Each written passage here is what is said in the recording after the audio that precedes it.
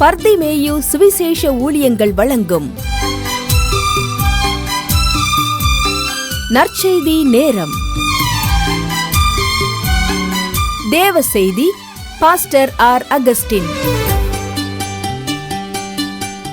இந்த நாளில் உங்களோடு பேசி வருகிறேன். உன் கிரியைக்கேற்ற பலன் உண்டு.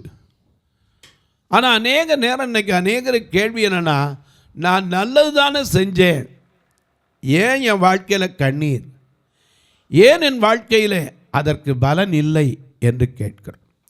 எனக்கு அன்பானவர்களே, ஆண்டவருடைய வார்த்தை அதை தான் சொல்லுது. நீ அழாத, முதல்ல உன் சத்தத்தை அடக்கு. நீ கண்ணீர் விடாத, உன் கண்ணை காத்துக்கொள்.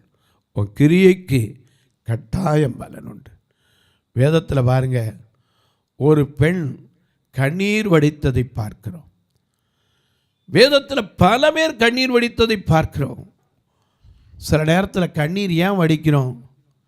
உறவுகளை இழந்தால், சொந்தங்களை இழந்தால், வியாதியின் கொடுமையினால், சிலருடைய வார்த்தையினால் கூட கண்ணீர் வடிக்கிறோம். ஏன்னா நான் சின்ன பிள்ளையாக இருக்கும்போது எனக்கு 2 வயசில் கண்ணீராக போயிடுச்சு. என்னை பார்க்கும்போது அந்த ஊருக்குள்ளே இருக்கிறவங்க, அப்போ விவரம் தெரியாது, கிராமம் நான் பிறந்த இடம், அதனால் கூட்டு போய் அப்படிம்பாங்க. அப்போ நான் அநேக நேரம் கண்ணீர் வடித்திருக்கிறேன். ஏன்னா வார்த்தையினாலும் கண்ணீர் வரும். ஏன்னா சொன்ன சொல் மனசில் என்ன செய்யும்? ஒரு குறையை சொற்றி காட்டிக்கிட்டே இருந்தால் அவங்களுக்கு கண்ணீர் வரும். எனக்கு அன்பானவர்களே, அநேக நேரங்களில் அழுகிறதுக்கு எந்த காரணம் அப்படின்னு போய் கிட்ட கேட்டால் தான் நமக்கு தெரியும். ஏன்னா சிலருடைய அழுகைக்கெல்லாம் காரணம் இருக்கும், வெளியே சொல்ல முடியாது. ஏன்னா வார்த்தையினால். வேதத்தில் பாருங்க, 1 சாமுவேலின் புஸ்தகத்திலே 1ஆம் அதிகாரத்தை உங்களுடைய வேதத்தில் திருப்பிக் கொள்ளுங்கள். அன்னாள் என்று ஒரு பெண்ணை குறித்து நாம் அதிகமாய் படிக்கிறோம். இந்த அன்னாளை குறித்து வேதம் அழகா சொல்லுது. அவள் எல்கானா என்பவனுடைய மனைவி. அவள் அழுது கொண்டே இருப்பாள். ஆலயத்துக்கு வரும்போது கூட அழுவா. ஏன் அழுறா? வார்த்தை தான். இன்னைக்கும் சொல்கிறேன், வார்த்தையினால் காயப்பட்டிருக்கீங்களா? எத்தனை பேர் மாமியார் மருமகள் வார்த்தையினாலே காயப்பட்டு அழுதவர்கள்?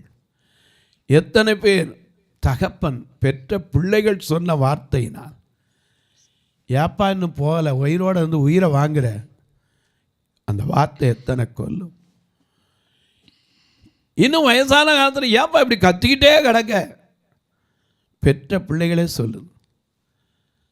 நேற்று ஒரு பெண் என்னிடத்தில் சொன்னாள், ஐயா, நான் திருமணமாகி ஒரு பிள்ளையை பெற்று விட்டேன், ஆனால் என் புருஷனோ என்னை செய்யாத கொடுமை இல்லை, நான் எப்படி சொல்வது? அவள் சொன்னது எனக்கே மனசுக்கு ரொம்ப பாரமாக இருந்துச்சு. இருந்தாலும் உங்களுக்கு அறியறதுக்கு சொல்கிறேன். அவள் சொன்னாள், எந்த இடத்துல காயம் இல்லைன்னு ஒரு இடத்த காட்டுங்க உடம்புலன்னா.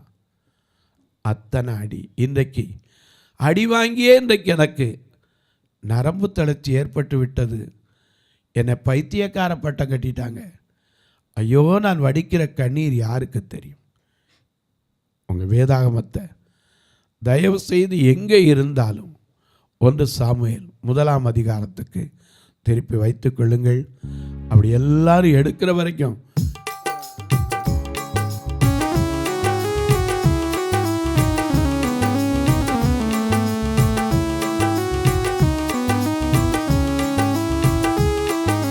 நீரில் வாழ்வேது இறைவா, புல்லினை வென்றி மகிழ்வேது தேவா. நீரில் வாழ்வேது இறைவா, புல்லினை வென்றி மகிழ்வேது தேவா. 1000 உயிர் வாழ்ந்த போதும் உன் இல்லத்தில் வாழும் ஒரு நாளே போதும். நீரின்றி வாழ்வேது தெய்வா, உன்னிலை வென்றி மகிழ்வேது. நீரின்றி வாழ்வேது இறைவா, உன்னிலை வென்றி மகிழ்வேது தேவா.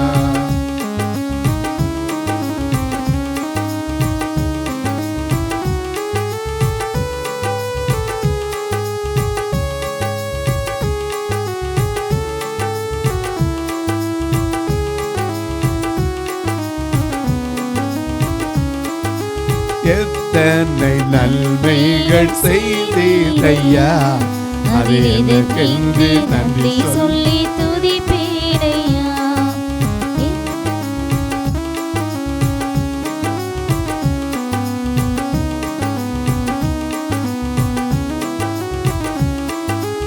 எத்தனை நன்மைகள் செய்தீரையா, அது எதற்கென்று நன்றி சொல்லி துதிப்பேனையா. அத்தனையும் சொல்ல வேண்டும் என்றார், அத்தனையும் சொல்ல வேண்டும் என்றார். 1000 நாவுகள் போதாதையா, 1000 நாவுகள் போதாதையா. நீரின்றி வாழ்வேல் இறைவா, நினைப்பின்றி மகிழ்வேது தேவா.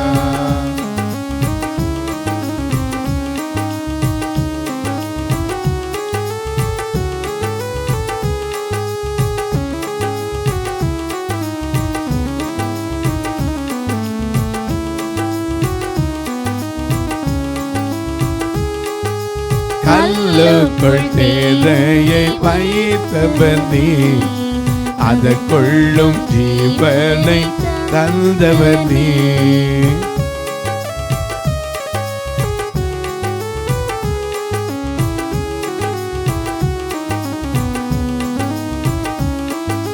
கல்லுக்குள் தேரையை வைத்தவர் நீ, அதற்குள்ளும் ஜீவனை தந்தவர் நீ. உமை அன்றி அணுவேதும் அசையாதையா, அசையாதையா. உன் துணை எழுதி உயிர் வாழ முடியாதையா, உன் துணை எழுதி உயிர் வாழ முடியாதையா. நீரின்றி வாழ்வேது இறைவா, உன்னிலை பின்றி மகிழ்வேது தேவா. நீரின்றி வாழ்வேது ஏசையா, உம் நினைவின்றி மகிழ்வேது தேவா. எல்லாம் எடுத்திருப்பீங்க. வாசிங்க பார்க்கலாம். முதல் வசனத்திலிருந்து 1 சாமுவேல் 1ஆம் அதிகாரம் 1 வசனம். எப்ராயிம் மலை தேசத்தில் இருக்கிற, எப்பிராயிம் மலை தேசத்தில் இருக்கிற சோப்பீம் என்னப்பட்ட ராமதாயின் ஊரானாகிய ஒரு மனுஷன் இருந்தான். ஒரு மனுஷன் இருந்தான், அவனுக்கு எல்கானா என்று பெயர். நான் இந்த வேதத்தில் தான் பார்த்துருக்கேன். இதுவரைக்கும் யாருக்கு எல்கானான்னு பேர் வச்சு பார்க்கல. ஒருவேளை நீங்கள் கேட்டதா சொல்லுங்க. பைபிளில் வச்ச பேர் வைக்கிறாங்க. அந்த எல்கானா பேரை யாருமே வச்ச காணும். எங்கேயோ இருக்கணுமோ. எனக்கு இது வரைக்கும் நான் காதில் கேட்கலைங்க. மற்ற என்னென்னமோ பேர்லாம் கேட்டிருக்கேன். சில பேர்கள் கேட்கல. யுவதாசெல்லாம் வச்சுருக்க பார்த்துருக்கேன். ஜூடாஸ்ங்கிறாங்க. கேயாசி வைக்கலை, ஏன்னா குஷ்டரோகின்னு பயமாக என்னமோ. அதே போல் எல்கானாவும் வைக்கலை. இந்த எல்கானா என்ற ஒரு மனுஷன் தான். அவன் பேர் எல்கானா. அவனுக்கு அவன் எப்ராயிமியனாகிய சூப்புக்கு பிறந்த தோகுவின் குமாரனாகிய எலிகூவின் மகனான எரோகாமின் புத்திரன். அவனுடைய வர்த்தத்தை எழுதி அவனுடைய பிறப்பை எழுதியிருக்காங்க. அவனுக்கு 2 மனைவிகள் இருந்தார்கள். இங்கே தான் பிரச்சனை. 2 மனைவி இருந்தால் எல்லா பக்கம் பிரச்சனை தான். 1 இருந்தாலே போதும். ஆனால் 2 இருந்தால் அதை விட தொந்தரவு. 2 மனைவிகள் இருந்தாங்க. அதனால தான் ஒருத்திக்கு ஒருத்தி வார்த்தையினாலே குத்துறது. எனக்கு அன்பானுள்ளே எப்போவுமே பாருங்கள், ஒட்டக்கூத்தன் பாட்டுக்கு 2 தாப்பால் இருக்கலாம், ஆனால் வீட்டுக்கு 2 இருக்கக்கூடாது. சரி, நீங்கள் கேட்கலாம், வேதத்தில் இதை ஏன் எழுதியிருக்காரு? வச்சிருக்க கூடாதுங்கிறது தான் எழுதியிருக்காரு. ஏன்னா ஒன்றை நேசிக்கலாம், ஒன்றை வெறுக்க வேண்டி வரும். ஒன்றுக்காக எப்போ சமாதானம் குலைஞ்சி போகும். அநேக நேரங்களில் ஐயா அவனுக்கு 2 மனைவி. ஒருத்தி வேறு அன்னாள், மற்றவள் பேர் பெனினாள். இதனுடைய ஏவளை கல்யாணம் பண்ணா எனக்கு அதெல்லாம் தெரியாது. ஏன்னா 2 பேரை கல்யாணம் பண்ணா எதுக்கு? ஒருவேளை குழந்தை இல்லைன்னு பண்ணாலும் என்னமோ தெரியாது. ஏன்னா அவளுடைய 2 பேர் இருந்தாங்க, வேதத்தில் அப்படி எழுதியிருக்கு. 2 பேர் இருந்தாங்க. ஒருத்தி பேர் அன்னாள், இன்னொருத்தி பேர் பெரினாள். பெனினாளுக்கு பிள்ளைகள் இருந்தார்கள். அதுதான் பிரச்சனை. ஏன்னா இன்னைக்கு உலகத்தில் நடக்கிறதா இங்கே வேதத்தில் எழுதியிருக்கு.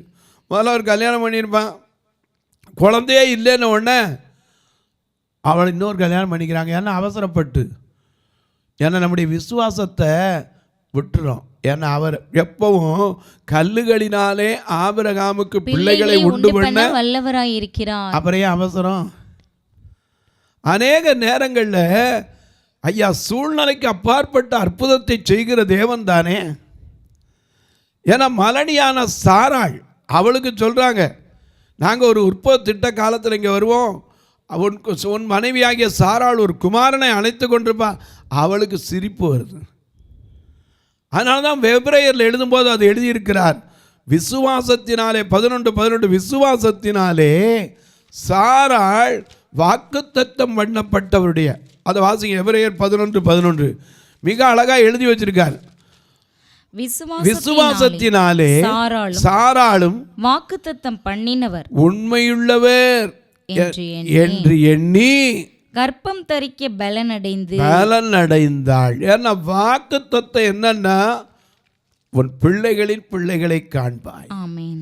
நீங்கள் பழுகி பெருகி பூமியை நிரப்பி பூமி அனைத்தையும் ஆண்டு கொள்ள வேண்டும். தேவனுடைய வாக்குத்தத்தம் கட்டாயம் மாறாது.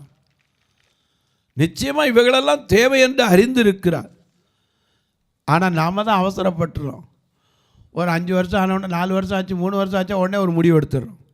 இன்றைக்கி எத்தனை வீட்டில் அப்படி முடிவெடுத்து 2 பேராக இருக்கீங்களோ, இன்றைக்கும் சொல்கிறேன், நிம்மதி இருக்கா, சந்தோஷம் இருக்கா? எனக்கு அன்பானவர்களே, தேவன் ஒருவனைத்தான் படைத்தார்.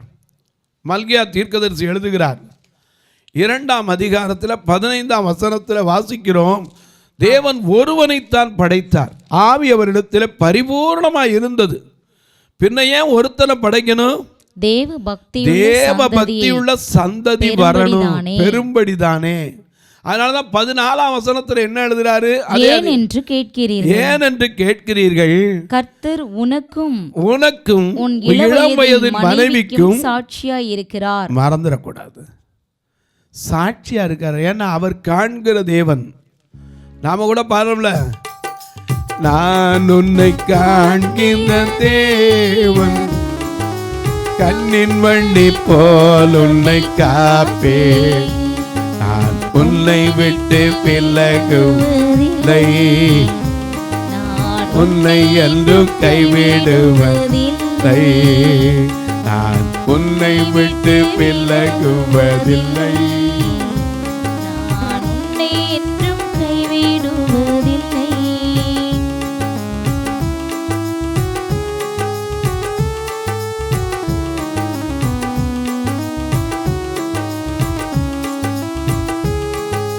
திகையாது கலங்காது மகளே, நான் உன்னுடன் இருக்க பயமே. திகையாது கலங்காது மகளே, நான் உன்னுடன் இருக்க பயமே. அற்புதங்கள் நான் செய்திடுவேன், அற்புதங்கள் நான் செய்திடுவேன், உன்னை அதிசயமாய் நான் நடத்திடுவேன், உன்னை அதிசயமாய் நான் நடத்திடுவேன், நான் உன்னை விட்டு விலகுவதில்லை, உன்னை என்றும் கைவிடுவதில்லை. உனக்கும் உன் இளம் வயதின் மனைவிக்கு என்ன செய்யறாரா? அந்த 14ஆம் வசனத்தை வாசிங்க. சாட்சியா இருக்கிறார். எனக்கு கண்பாருளே, உன் தோழியும் உன் உடன்படிக்கையின் மனைவி. நல்ல கவனிக்க, மனைவி யாரு? உடன்படிக்கை தோழி. எப்படி தோழன் நண்பன் அப்படிங்கிறோமோ, மனைவி யாரு? ஒரு நல்ல ஃப்ரெண்டு. ஆனால் அதை கொடுமைப்படுத்தி பார்க்கலாமா? இன்னைக்கு அநேக வார்த்தையினால் குத்தி பார்க்கலாமா? ஒரு புழுவை கூட ஒரு தடவைக்கு 2 தடவை குச்சியால் குத்துங்க, துள்ளுத்தான் செய்யும். உடனே எதிர்த்து பேசுகிறா, வேற என்ன செய்வாங்க? எனக்கு அன்பானே, உன் தோழியும் உன் உடன்படிக்கையின் மனைவி. என்ன உடன்படிக்கை? கல்யாணம் பண்ணுற அன்னைக்கு எனக்குள்ள எல்லாவற்றையும் உனக்கு தரேன், வாழ்விலே தாழ்விலே சுகத்திலே உன்னை என் புருஷனாக ஏற்றுக்கொண்டு அவளும் உன்னை மனைவியாக ஏற்றுக்கொண்டு எனக்கு எல்லாம் இருக்கிற இன்பத்திலும் துன்பத்திலும் வைத்துக்கிறேன்னு சொல்கிறோமே, மரணம் நம்மை பிரிக்கும் அளவுன்னு சொல்கிறோமே, அந்த வார்த்தையை புரிஞ்சுதான் சொன்னோமா புரியாமல் சொன்னோமா? எனக்கு அன்பானவர்களே, உன் உடன்படிக்கையின் மனைவி, வாசிங்க, உன் தோழியும் உன் உடன்படிக்கையின் மனைவியுமாகிய அவளுக்கு நீ துரோகம் பண்ணினாயே. இன்னொரு பொண்ணை கல்யாணம் பண்ணாலே என்னதுதான் துரோகம் நினைச்சாலே. என வேதம் சொல்ற ஒரு பெண்ணை இச்சையோடு பார்க்கிற எவனும் அவளுடைய தன் பழைய ஏற்பாட்டு காலத்துல தான் விபச்சாரம் செய்யாதிருப்பாயாக என்று பூர்வத்தாருக்கு உரைக்கப்பட்டதை கேள்விப்பட்டிருக்க. இயேசு சொன்னார், நான் உங்களுக்கு சொல்லுகிறேன், ஒரு ஸ்திரீயை இச்சையோடு பார்த்தாலே பாவம், பார்த்தாலே பாவம். அவளோட விபச்சாரமே செஞ்சாச்சுங்கிறாங்க. ஆனா இவர் 2 வச்சிருந்தது எதுக்காக? யாரும் நானும் பார்க்குறேன் பிரசங்கம் பண்ண மாட்டேன்றாங்க. ட்ரெடிஷ்னல் பைபிளில் கேட்டால் தான் தெரியுமா நம்ம தெரியல. எல்கானா இருந்தால் எல்லாரும் சொல்கிறாங்க, அந்நாள் இருந்தால் பெண்ணினாள் இருந்தால், இதைத்தான் சொல்கிறாங்க. ஏன் அந்த பெண்ணினாள் வந்தா? அந்த அந்நாள் இருக்கும்போது எனக்கு அன்பானோட அந்நாளுக்கு குழந்தை இல்லாமல் இருந்துச்சு, அதான் காரணம், வேறு ஒன்றும் கிடையாது. ஒரு குழந்தை இல்லைனோட அவசரப்பட்டுரும். ஆனால் அந்நாள் எத்தனை பெற்றாள் தெரியுமா? 1 சாமுவேல் 2ஆம் அதிகாரத்தில் அவளை குறித்து வாசிக்கிறோம். மலடியாய் இருந்தவள் 7 பெற்றாள். ஏன் அவசரம்?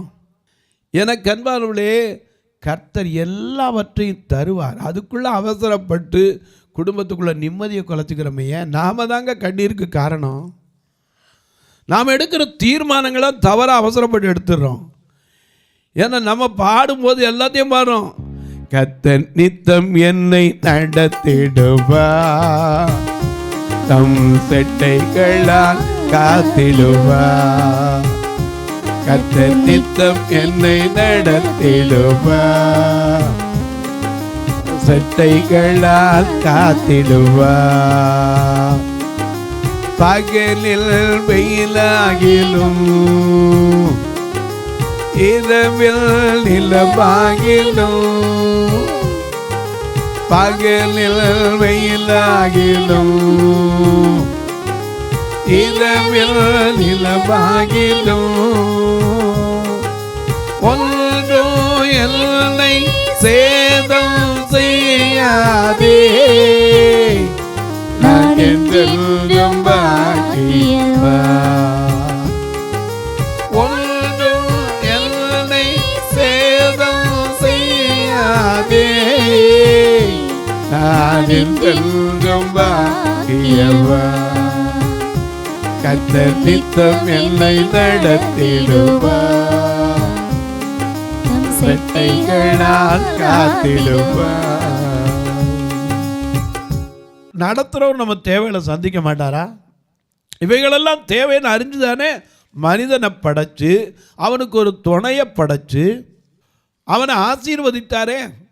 அப்போ அவருக்கு தெரியும்ல, கல்யாணம் ஆனால் குழந்தை வேணும் பார். நம்ம அவசரப்பட்ட தீர்மானம் எடுத்துடுறோம், மனுஷீகத்தில் எடுத்துடக்கூடாது. ஆண்டவர் கொடுத்திருக்கிற வாக்கு, கர்த்தருக்கு பயந்தவன், அதான் கர்த்தருக்கு பயந்து நடக்கிறவனுடைய வாழ்க்கையில என்னென்ன இருக்கணும்? அவன் வீட்டோரத்தில் மனைவி கனி தரும் திராட்சை செடி, அவருடைய பிள்ளைகள் பந்தியை சுற்றிலும் ஒலிவ மர கன்றுகளைப் போல இருக்கணும். ஒருவேளை என்ன காரணம்? நம்ம மருத்துவத்தில் போய் வேணால் நீங்கள் பார்க்கலாம், மருத்துவம் கூட சில நேரம் இனிமே வரவே வராதுன்றோம். ஆனால் கர்த்தர் நினச்சா கொடுக்க முடியும். எத்தனை இடத்துல கர்ப்பப்பை எடுத்தவன் குழந்தை வந்தது இல்லையா? எத்தனை இடத்துல குடும்ப கட்டுப்பாடு பண்ணிட்டு வந்தவன் குழந்தை வந்தது இல்லையா? எனக்கு அன்பாருடைய அவசரப்பட்ட தீர்மானங்களை எடுத்துட்டா குடும்பத்துக்குள்ள கண்ணீர் தான் இருக்கு. ஏன்னா இந்த அன்னாள் பெரினாள் 2 பேர் இருந்தாங்க. அன்னாளுக்கு என்ன இல்லை? பிள்ளை இல்லை. வாசிங்க அந்த அம்மா வாங்க, அவளுக்கு 2 மனைவி இருந்தாங்க. ஒருத்தி பேர் அண்ணா, பிள்ளைகள் இருந்தாலும் அண்ணாளுக்கு என்ன இல்லை? பிள்ளை இல்லை. ஆகையினால இவளை பார்க்கும் போதெல்லாம் அவ கொத்துவா வார்த்தையினால, மலடி மலடி மலடி. இவள் கண்ணீருக்கு அதாங்க காரணம். அவளை அழுது கொண்டிருப்பா, வேற என்ன செய்ய முடியும்? ஒருவேளை புருஷன்ட்ட போய் ஏங்க உனத்தான் பிள்ளை இல்லைம்மா அதுதானே சொல்கிறான்னு கூட சொல்லியிருக்கலாம், எழுதப்படலை. ஆனால் எல்கானா அப்படி சொல்லலை, வேதத்தில் எழுதப்படலை. ஏன்னா 1க்கு 10 தரம் கேட்கும்போது நம்ம குறைய சொல்லி காட்டுக்கும்போது யாருக்கு கண்ணீர் வராது? இன்றைக்கி ஏதாவது ஒரு இடத்துல போகும்போது நம்முடைய குறைய மட்டும் சொல்லிட்டு எவ்வளோ மனசு வேதனைப்படுவோம். ஒரு நடக்க முடியாதவனை பார்த்து நொண்டின்னு சொல்கிறது திறமையா? ஒரு காது கேட்காதவனை பார்த்து செவிடன்னு சொல்கிறது திறமையா? ஒரு வழி இல்லாமல் வாசல் அடக்கிறோன்னே பிச்சைக்காரா அப்படின்னு வைகிறது என்ன பெரிய திறமையா? எனக்கு அன்பானவர்களே, குறைவுகளை நிறைவாக்கத்தான் ஒருவர் இருக்கிறார். அவரிடத்தில் தான் நம்ம வேண்டணும். நம்முடைய தேவை இன்னதென்று அவர் அறிவார், நமக்கு என்ன வேணும் தெரிவார். ஏற்ற காலத்தில் அவர் உங்களை உயர்த்தும்படிக்க பலத்த கரத்துக்குள்ளே இருங்கள். எனக்கு அன்பர்களே, இந்த அண்ணாளுக்கு குழந்தையில பெண்ணினாளுக்கு பிள்ளை இருந்துச்சு, அவ்வளோதான் பிரச்சனை. அவள் எப்பவும் சரி இவளை பார்த்து மனமடியும்படி பேசுவாள். ஏன்னா இன்றைக்கி குழந்தை இல்லாமல் எத்தனை பேர் டிவி முன்னாடி உட்காந்து கண்ணீர் வடிக்கிறீங்களோ எனக்கு தெரியாது. எத்தனை பேர் திருமணமாகி பல ஆண்டுகளாச்சு எனக்கு குழந்தை இல்லையேன்னு கண்ணீர் வடிக்கிறீங்களா? நிச்சயமாக உங்கள் கற்ப பிறப்பு தான். ஏன்னா ஆபிரகாம் சொன்னான், இந்த தமஸ்கு ஊரானாகிய எலியேசர் என் வீட்டு விசாரணை கர்த்தனாய் இருக்கிறானே, என் வீட்டில் பிறந்தவன் எனக்கு அதிகாரியாக இருக்கிறானேன்னா கர்த்தர் சொன்னார், இவன் இல்லைப்பா உன் கற்ப பிறப்பு, உனக்குன்னு கர்த்தர் கொடுப்பார். எவ்வளவு நாளாகட்டும். ஏன் சாராள் பாட்டிக்கு எத்தனை வயசில் பிள்ளைய கொடுத்தாரு? 90 வயசு. அப்போ 90 வயசில் அற்புதம் நடக்குமா? நீங்களே நினச்சி பாருங்கள். நாம் சொல்லுவோம் 42 வயசுக்கு மேலே என்னங்க இருக்குமோ. ஏன் கர்த்தர் நடத்த முடியாதா?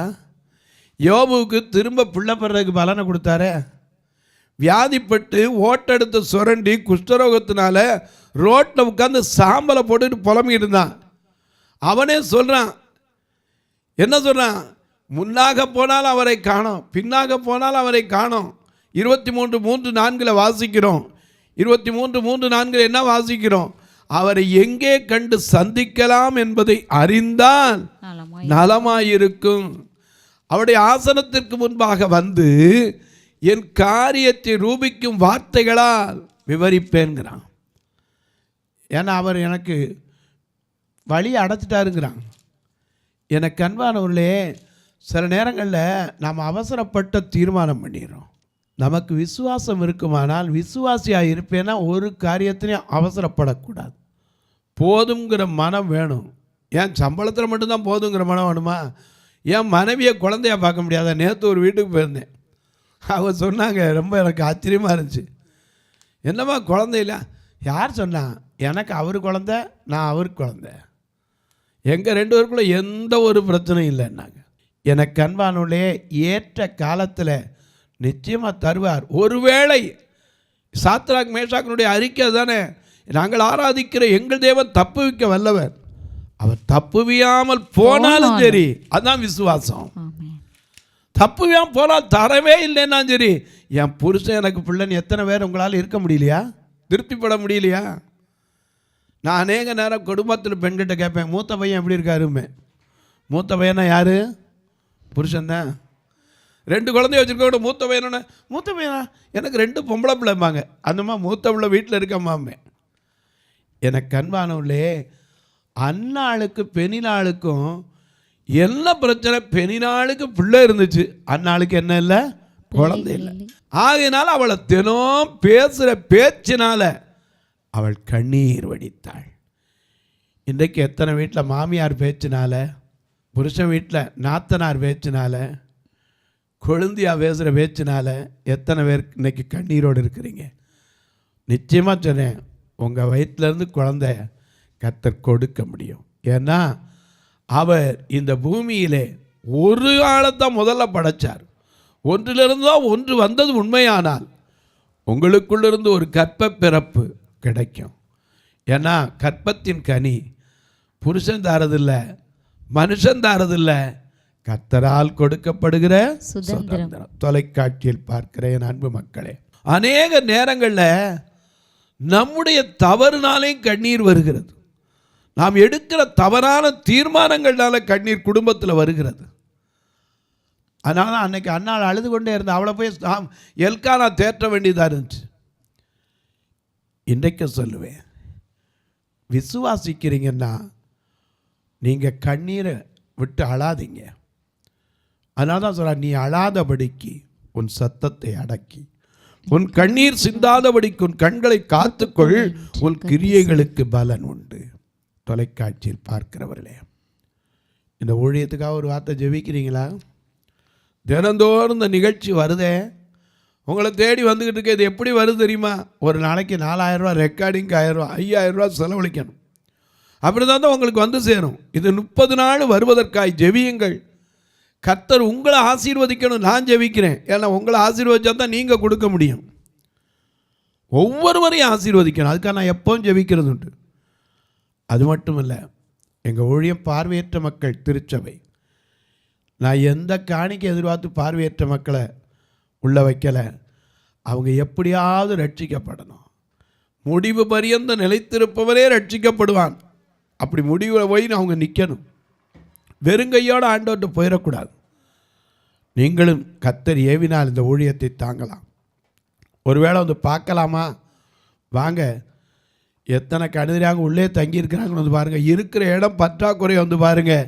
ஏன் வயதானவங்களுக்கு இன்னும் ஒரு கழிப்பறை சேர்த்து கட்டினா கூட எங்களால் முடியாத நிலை வந்து பாருங்கள். கர்த்தர் ஏவினா தாங்க, இல்லாட்டி வேண்டாம். கட்டாயம் இல்லை.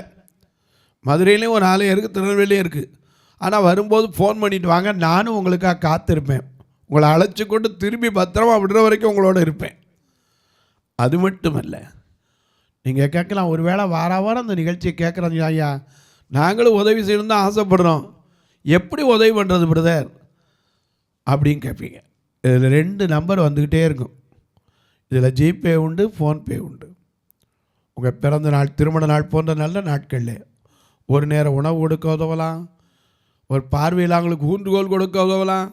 பார்வையற்றோருக்கு பிறந்த பிள்ளைகளுக்கு கல்விக்கு உதவலாம். 2 கண்ணுதறியாதவங்களுக்கு ஒரு வருஷத்துக்கு ஒரு திருமணம் செய்து வைப்பதற்கு உதவலாம். எத்தனையோ காரியம் உண்டு. கட்டுமான பணிக்கு உதவலாம். பார்வையற்றோர் மரித்தா கூட அந்த ஃபியூனரல் இது பண்டிகை காரியங்களுக்காக உதவலாம்.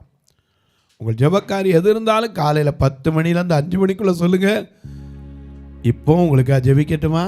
நல்ல பிதாவே, நன்றியோடு துதிக்கிறோம் சுவாமி. நீ அழாதபடிக்கு உன் சத்தத்தை அடக்கி, உன் கண்ணீர் சிந்தாதபடிக்கு உன் கண்களை காத்துக்கொள் என்று சொன்னீரே. ஒவ்வொருவருடைய கிரியைக்கேற்ற பலனை என் தேவன் கொடுப்பீரா. இயேசுவின் நாமத்தில் ஜெபிக்கிறேன் நல்ல பிதாவே, ஆமென். சபை ஆராதனை ஞாயிறு காலை 10 மணி முதல் 12 மணி வரை. இடம் பர்திமேயு சுவிசேஷ ஆலயம், அன்னை சத்யா நகர், இளமனூர் அஞ்சல், சக்கிமங்கலம் வழி, மதுரை மாவட்டம். பின்கோட் 625201 மற்றும் பர்திமேயு சுவிசேஷ ஜெப வீடு, flat number 107, Eden garden, Muthur, Tirunelveli. Pincode 627011. சிறப்பு உபவாச கூட்டம் ஒவ்வொரு மாதமும் 2வது சனிக்கிழமை காலை 10 மணி முதல் 1 மணி வரை நாகர்கோவில் YMCA ஹாலில் வைத்து நடைபெறுகிறது. மற்றும் ஒவ்வொரு மாதமும் 4வது சனிக்கிழமை காலை 10 மணி முதல் 1 மணி வரை திருநெல்வேலி புதிய பேருந்து நிலையம் அருகில் உள்ள கிரேஸ் ஹாலில் வைத்து நடைபெறுகிறது. எங்கள் எல்லா ஆராதனைகளிலும் கலந்து கொண்டு தேவனை மகிமைப்படுத்த அன்பாய் அழைக்கிறோம்.